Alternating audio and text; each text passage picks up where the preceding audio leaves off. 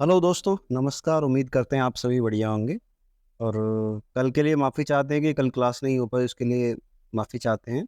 और ये class number 10 होने वाली है इस सीरीज़ की। जैसा कि आप सभी जानते होंगे, हम आपके लिए प्रीवियस ईयर के सभी क्वेश्चंस का एक प्रैक्टिस सेट डेली लेके आते हैं, और जो कि आपके सभी एग्ज़ाम्स के लिए इम्पोर्टेंट हैं दोस्तों। उसमें सीजीएल तक के भी क्वेश्चंस आते हैं और एसएससी जीडी तक के भी क्वेश्चंस हैं। यूपी पुलिस कांस्टेबल सभी के प्रीवियस ईयर के क्वेश्चंस हम लेके आते हैं आपके लिए, जो कि जीएस से संबंधित होते हैं। और जिन लोगों ने अभी तक हमें ज्वाइन नहीं किया है वो ज्वाइन कर सकते हैं। और उनसे दोस्तों रिक्वेस्ट है कि प्लीज़ क्लास नंबर 1 से ही स्टार्ट कीजिएगा, तो आपको बेनिफिट होगा। नहीं तो आपको ज़्यादा कोई बेनिफिट नहीं हो पाएगा, आप क्लास 1 ही करते रहिए। और चलिए आज की क्लास को स्टार्ट कर लेते हैं। और उससे पहले सभी से रिक्वेस्ट है कि प्लीज़ चैनल को सब्सक्राइब और वीडियो को लाइक जरूर कर लीजिएगा। चलिए आज की क्लास को स्टार्ट कर लेते हैं। क्वेश्चन नंबर 1 की बात की जाए तो निम्नलिखित में से कौन सी भारतीय संविधान की संघीय विशेषता नहीं है।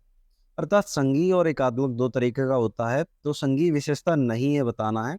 अर्थात जो इसमें 3 ऑप्शन होंगे वो संघीय विशेषता होंगे, और जो एक होगा कोई वो एकात्मक विशेषता होगा।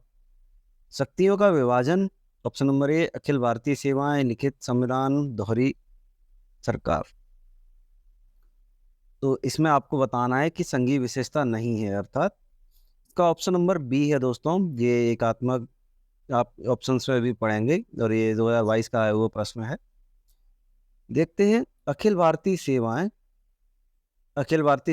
एकल नागरिकता, आपातकाल तथा एक चुनाव आयोग ये सभी भारतीय संविधान की एकात्मक विशेषता का प्रकार हैं। अर्थात जो बाकी ऑप्शंस हैं जैसे कि शक्तियों का विभाजन और लिखित संविधान, दोहरी सरकार, ये सभी संघीय विशेषताएं हैं संविधान की, हमारे संविधान की।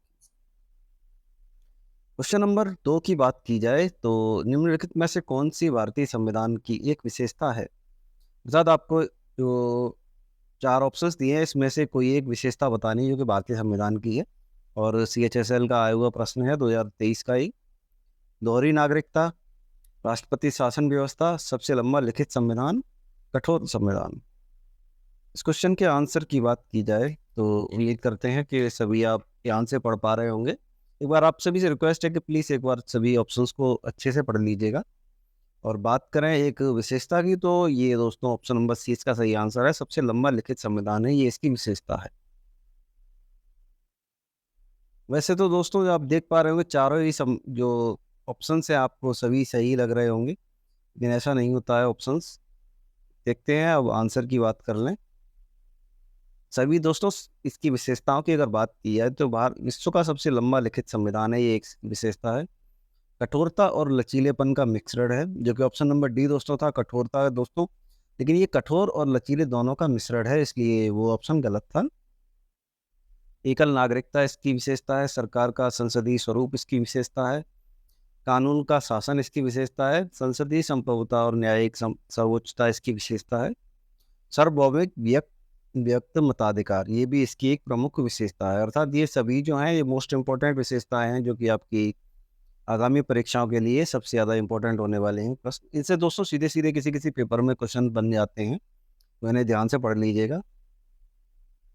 अगले प्रश्न की ओर बढ़ते हैं दोस्तों। ये मुझे नहीं लगता कि कोई भी ऐसा बच्चा होगा जो फिलहाल तैयारी कर रहा होगा उसे नहीं पता होगा। जो हमारा जो दोस्तों भारतीय संविधान है दोस्तों, ध्वज संहिता के अनुसार जो जो ध्वज है उसकी जो लंबाई और चौड़ाई का अनुपात बताना है हमें क्या है। और देखिए दोस्तों, आप ये नहीं कह सकते कि आया नहीं है। दिल्ली पुलिस कांस्टेबल में आया हुआ प्रश्न है, 2020 का ये प्रश्न है। 3:2, 3:1, 2:1, 4:3। इसके सही उत्तर की बात कर लें, वैसे तो सभी को पता ही होगा, लेकिन 3:2 इसका सही उत्तर है। थोड़ा सा इसके बारे में जानते हैं। 22 जुलाई 1947 को भारतीय संविधान ने राष्ट्रीय ध्वज तिरंगे को अंगीकृत किया था। राष्ट्रीय ध्वज की लंबाई व चौड़ाई का अनुपात क्रमशः 3:2 होता है। अर्थात दोस्तों इसमें यह भी पता चल गया कि 22 जुलाई 1947 को हमारे जो संविधान के द्वारा अपनाया गया था हमारे तिरंगे को या ध्वज को। भारत के राष्ट्रीय ध्वज में सबसे ऊपर केसरिया रंग है, मध्य में सफेद तथा नीचे हरे रंग का जो मिलता है हमें इसका ढांचा, और ये 3 पट्टियों में विभाजित होता है। प्रश्न नंबर 4 की अगर बात की जाए तो भारत के राष्ट्रीय चिन्ह को किस दिन अपनाया गया था? देखिए दोस्तों, राष्ट्रीय चिन्ह की बात की जाएगी, राष्ट्रीय चिन्ह आप जानते ही होंगे, जो अशोक स्तंभ से बना हुआ है वो राष्ट्रीय चिन्ह है भारत का। 15 अगस्त 1947, 15 अगस्त 1952, 26 जनवरी 1950, 26 जनवरी 1959। दोस्तों, उम्मीद करते हैं सभी को इसका आंसर पता ही होगा। वैसे तो देखिए, ये दोस्तों सीजीएल का क्वेश्चन है। मैंने कहा था ना, सीजीएल के भी प्रश्न हम इसमें लेके आते हैं। 2022 का आया हुआ प्रश्न है। ऑप्शन नंबर सी इसका सही आंसर है, 26 जनवरी 1950। इसका सही उत्तर है। बात करें इसके दोस्तों की पॉइंट्स की, दोस्तों जो ऑप्शन में हम की पॉइंट्स लेके आते हैं, ये काफ़ी मशक्क़त के बाद हम इन्हें लेके आते हैं, छाट कर ढूंढ कर। तो इन्हें प्लीज़ स्किप मत किया कीजिए। देखते हैं, भारत का राष्ट्रीय चिन्ह जो सारनाथ स्थित अशोक स्तंभ से लिया गया है, मैंने बताया था आपको, अशोक स्तंभ से है।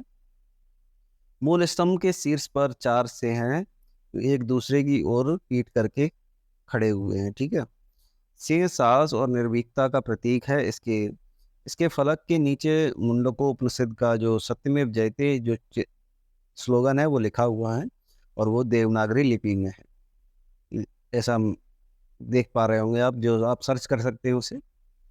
भारत सरकार ने यह 26 जनवरी 1950 को अपनाया था। इसमें आपके दोस्तों कम से कम 4 या 5 प्रश्न आ चुके हैं।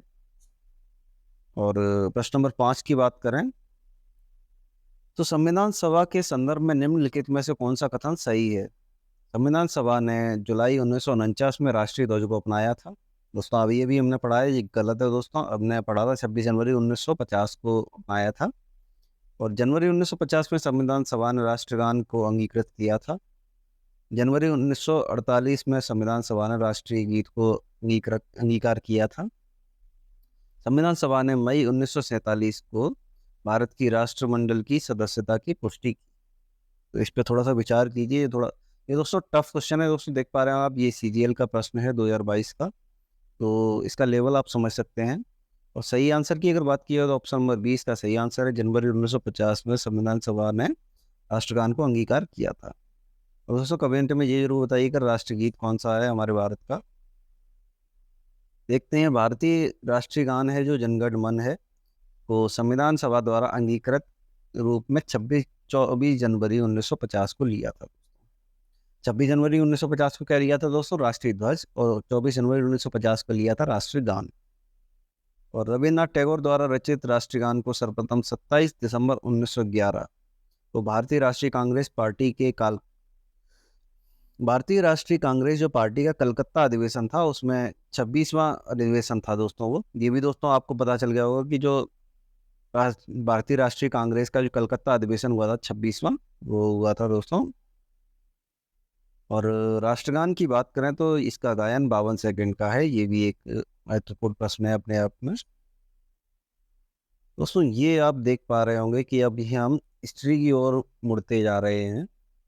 अगर बात कर लें इस प्रश्न की तो वेद त्रयी किसे कहा जाता है? ये तो दोस्तों बच्चे बच्चे को पता होगा मेरे हिसाब से। दोस्तों, जो हमारे वेद होते हैं, ऋग्वेद, यजुर्वेद, सामवेद तथा अथर्ववेद। दोस्तों, अथर्ववेद को थोड़ा सा अलग रखा जाता है क्योंकि ये सबसे नवीन वेद है।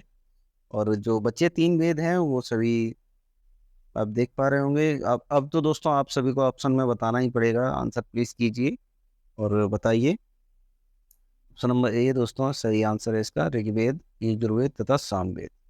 ऋग्वेद दोस्तों हवन वगैरह का सभी का इसमें पाया जाता है। और यजुर्वेद, सॉरी दोस्तों, यजुर्वेद में दोस्तों यज्ञ से संबंधित है, सामवेद गायन से संबंधित है, और ऋग्वेद दोस्तों इसमें दोस्तों श्लोक वगैरह सब कुछ दिया गया है। इस पे कभी डिटेल में बात करेंगे हम। थोड़ा सा देखते हैं, वेद त्रयी हमने बता दिया है, 3 वेदों से मिलकर बनता है, इसे वेद त्रयी कहते हैं। वेद के 4 भाग होते हैं, संहिता, ब्राह्मण ग्रंथ, आरण्यक और उपनिषद। ऋग्वेद में 10 मंडल हैं। ऋग्वेद के तीसरे मंडल के में गायत्री मंत्र है दोस्तों, जैसा कि मंत्र वगैरह हमने बताया था कि सभी ऋग्वेद में पाए जाते हैं।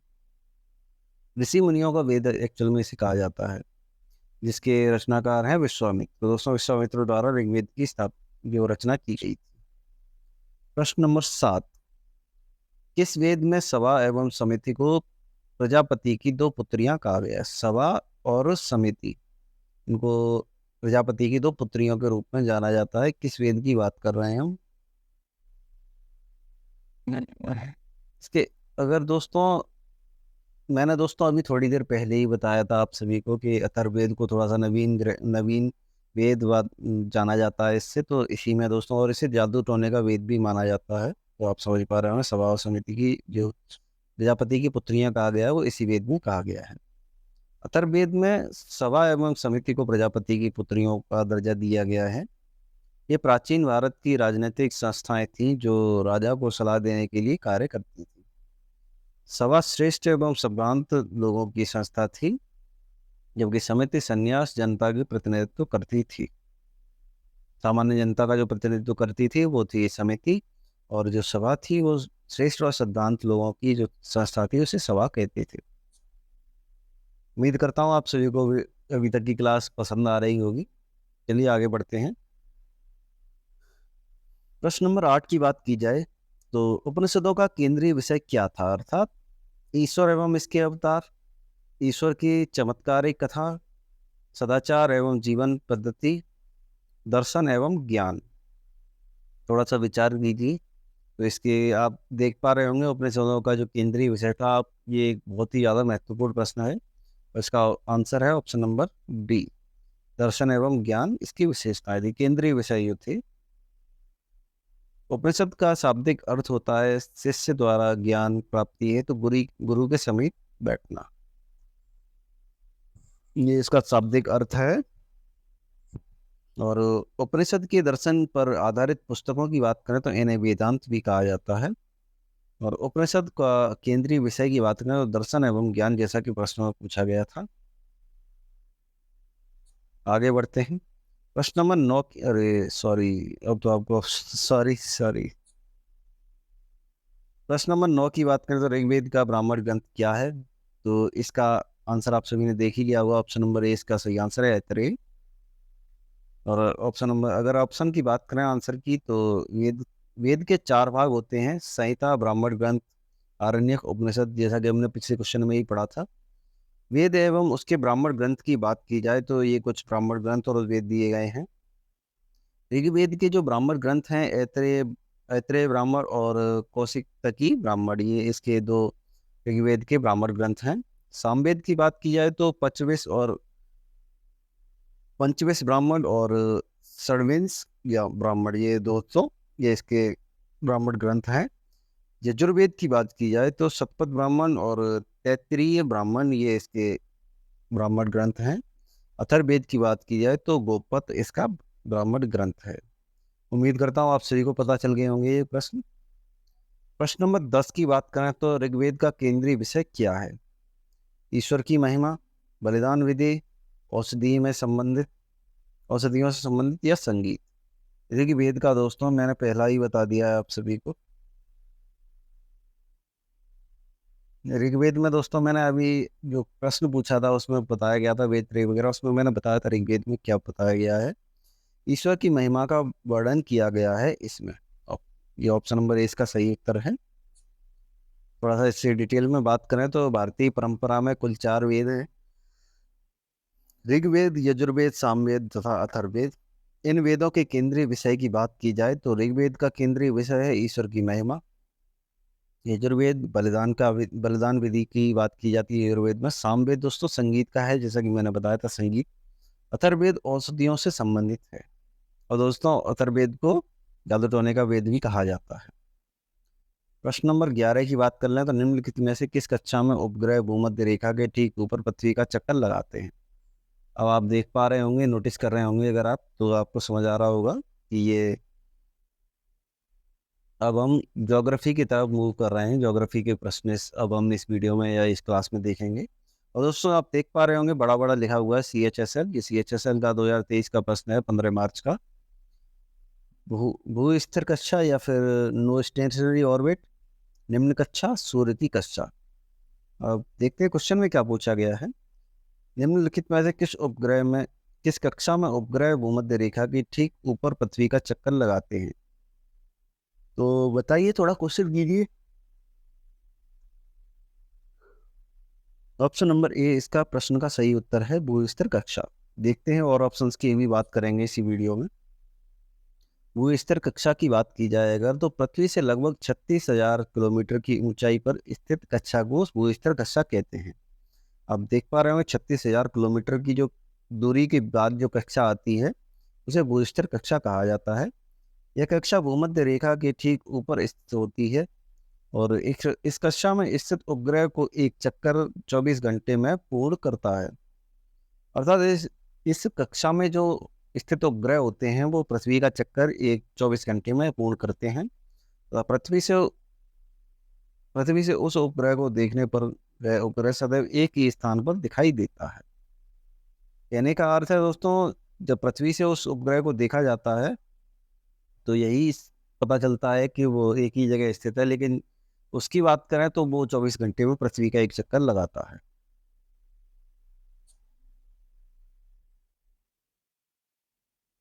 अभी हमने भूस्तर कक्षा की बात की थी, अब हम निम्न कक्षा की बात करेंगे। तो पृथ्वी की सबसे निचली कक्षा को निम्न भू कक्षा कहते हैं। यह कक्षा पृथ्वी की सतह से लगभग 200 से 2000 किलोमीटर की ऊंचाई पर होती है और इसका उपयोग सैटेलाइट इमेजिंग, सुंदर सदैव, ये सुदूर संवेदन, निगरानी अभियानों आदि के लिए किया जाता है। अर्थात जो निगरानी या सैटेलाइट वगैरह जो प्रक्षेप किए जाते हैं वो इसी कक्षा में किए जाते हैं, इसे निम्न कक्षा कहते हैं। अंतर्राष्ट्रीय अंतरिक्ष स्टेशन जो एस्ट्रोस्टेट वेधशाला, एस्ट्रोस्टेट वेधशाला आदि ये जो सभी हैं वो यहीं पर स्थित हैं, यानी जो स्पेस स्टेशन है वो भी इसी कक्षा में स्थित है। प्रश्न नंबर 12, हिमालय की कंचनजंगा जो शिखर की ऊंचाई है कितनी है दोस्तों?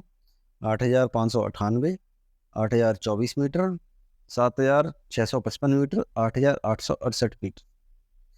दोस्तों उम्मीद करता हूँ मैं कि इस जो ये प्रश्न है इसकी जो लंबाई या ऊंचाई है कंचनजंगा की, मेरे हिसाब से सभी को पता होना चाहिए। यदि नहीं पता है तो दोस्तों थोड़ा सा सोचने का विषय है ये CHSL का आया हुआ प्रश्न है 2023 का। 8,598 मीटर इसकी ऊंचाई है, जो कि बच्चे बच्चे को याद होगा मेरे हिसाब से। तो कंचनजंगा शिखर बृहद हिमालय की एक या महान हिमालय की एक चोटी है। कंचनजंगा शिखर की ऊंचाई की बात करें तो लगभग 8,598 मीटर है। यह विश्व का तीसरा सबसे ऊंचा और भारत का दूसरा सबसे ऊंचा शिखर है। और दोस्तों पहले की बात करें इंडिया में तो आप सभी को कमेंट करके बताना है भारत का सबसे ऊंचा शिखर कौन सा है। क्वेश्चन नंबर 13, निम्नलिखित में से कौन सा तमिलनाडु का सबसे ऊंचा शिखर है? CHSL 2023 का प्रश्न है। नंदा देवी, डोडो बेटका, डोडा बेट्टा या फिर अनामुडी, महेंद्रगिरी। यदि इस प्रश्न की बात करें तो डोडा बेटा इसका सही उत्तर है, ऑप्शन नंबर बी। थोड़ा सा जल्दी जल्दी करेंगे इस वीडियो को, ज़्यादा टाइम ना लगाते हुए जल्दी जल्दी कर लेंगे। ये सभी वन वर्ड क्वेश्चन हैं जो कि सभी को पता होते हैं ज़्यादातर।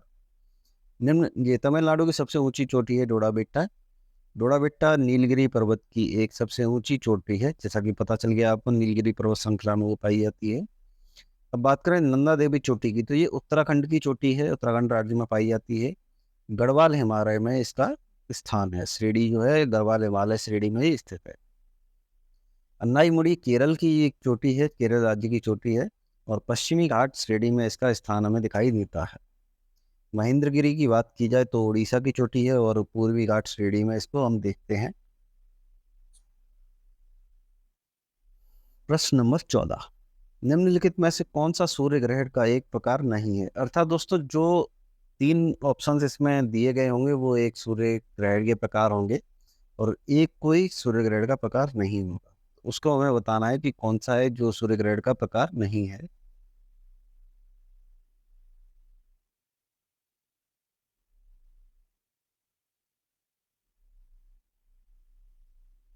माफ कीजिएगा, थोड़ा सा माइक इशू हो गया था।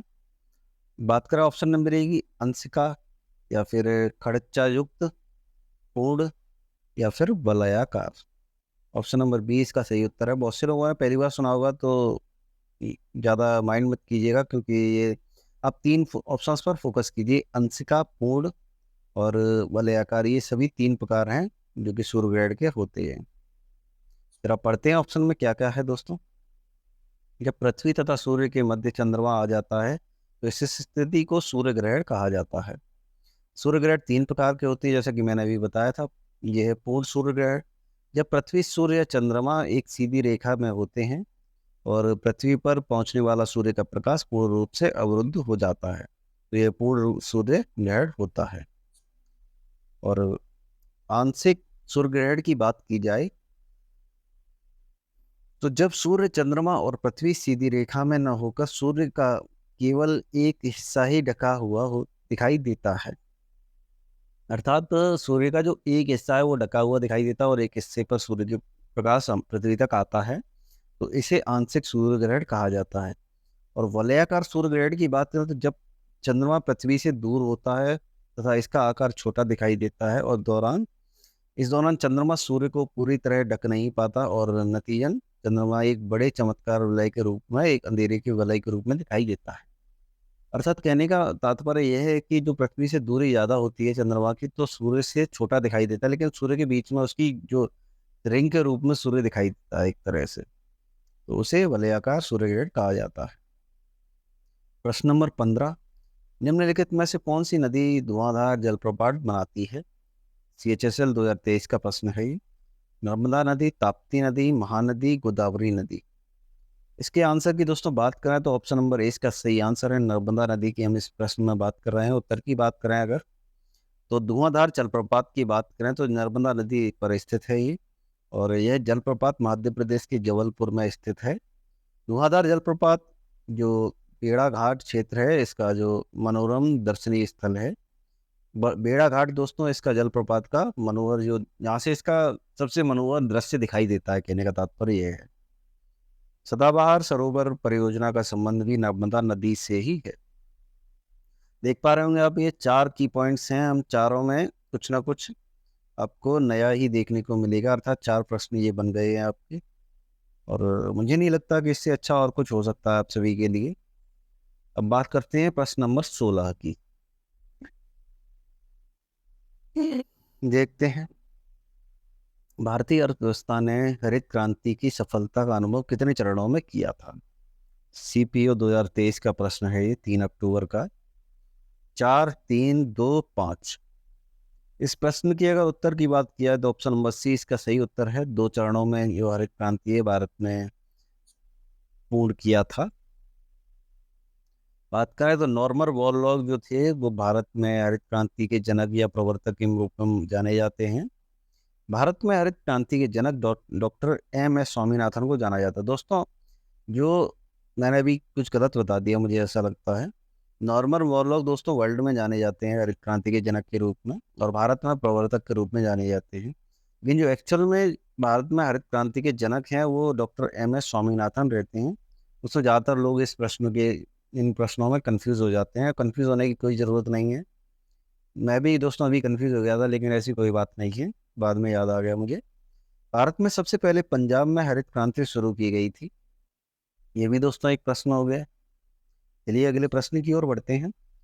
प्रश्न नंबर 17, निम्नलिखित में से किसे आर्थिक विकास का एक अच्छा संकेतक माना जाता है?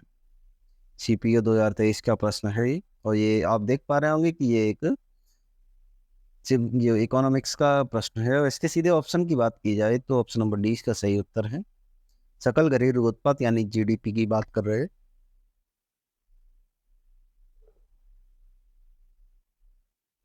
क्वेश्चन की एक बार फिर से बात कर लेते हैं। आर्थिक विकास का एक अच्छा संकेतक माना जाता है, अर्थात GDP में स्थिर वृद्धि होती रहे तो आप मान सकते हैं कि देश की ग्रोथ अच्छी है। और GDP का अर्थ दोस्तों बात करें तो किसी निर्धारित अवधि के दौरान देश की सीमाओं के भीतर उत्पादित वस्तुओं और सेवाओं के आर्थिक मूल्य को मापता है। किसी देश के आर्थिक विकास का सबसे अच्छा संकेतक प्राप्ति व्यक्ति की आय माना जाता है। और GDP आप समझ, मेरे हिसाब से तो सभी लोग जानते होंगे GDP क्या होती है। प्रश्न नंबर 18, निम्नलिखित में से किस पंचवर्षीय योजना को पहली बार मुख्य उद्देश्य के रूप में गरीबी उन्मूलन के मुद्दे पर केंद्रित किया था? CPO 2023 का प्रश्न है, और 5वीं, चौथी, तीसरी, छठी। इस प्रश्न के उत्तर की बात की जाए तो ऑप्शन नंबर ए इसका सही उत्तर है, 5वीं पंचवर्षीय योजना। और थोड़ा सा इसके ऑप्शन की बात करें तो गरीबी हटाओ का नारा 5वीं पंचवर्षीय योजना में ही दिया गया था। यह नारा इंदिरा गांधी ने दिया था। दोस्तों इससे आप समझ पा रहे हैं, पंचवर्षीय योजना जो 5वीं पंचवर्षीय योजना थी उसमें इंदिरा गांधी जी अवेलेबल थी और उस समय प्रधानमंत्री भी थी। 1971 के चुनाव में इंदिरा गांधी ने गरीबी हटाओ का नारा लोकप्रिय बनाया था। तो आप समझ पा रहे होंगे 1971 में इंदिरा गांधी जी ने जो गरीबी हटाओ का नारा दिया था, आप समझ गए होंगे ये ऑप्शन को। 19 ऑप्शन की बात की जाए, क्वेश्चन नंबर 19 की, तो निम्नलिखित में भारत में निम्नलिखित में से किस सूक्ष्म वित्त संस्था की स्थापना स्वतंत्रता के समय की गई थी? भारतीय ग्रामीण बैंक, ग्रामीण मॉडल बैंक, या ग्रामीण सहकारी, स्वयं सहायता समूह, संयुक्त दया समूह, देयता समूह इसके आंसर की बात कर लें अगर, इसका आंसर जो है ऑप्शन नंबर 20 का सही आंसर है ग्रामीण सहकारी। और सीपीओ 2023 का प्रश्न है ये, तो आप देख पा रहे हैं कितना इंपॉर्टेंट प्रश्न है ये। सहकारी समितियों की सर्वप्रथम आधिकारिक रूप से शुरुआत की बात करें तो 1904 में की गई थी और एक ही सामाजिक आर्थिक पृष्ठभूमि से संबंधित रखने वाले व्यक्ति को स्वैच्छिक संगठन एवं स्वतंत्रता समूह कहलाता है। आप समझ गए होंगे, जिसके सदस्य की बात करें तो एक दूसरे के सहयोग के माध्यम से अपनी जो समस्याएं साझा कर समाधान करते हैं। अर्थात ये सभी जो एक दूसरे से अपनी समस्याओं को साझा करते हैं फिर उनका जो निवारण करते हैं वो यही अपने खुद ही कर लेते हैं ये लोग। भारत में जो पहले क्षेत्रीय बैंक थी की स्थापना 1975 में की गई। देख पा रहे होंगे आप 76 जो 1975 की बात कर रहे हैं, क्षेत्रीय बैंक की प्रथम क्षेत्रीय बैंक की स्थापना की गई थी भारत में। और ये आज की क्लास का लास्ट प्रश्न है, प्रश्न नंबर 20।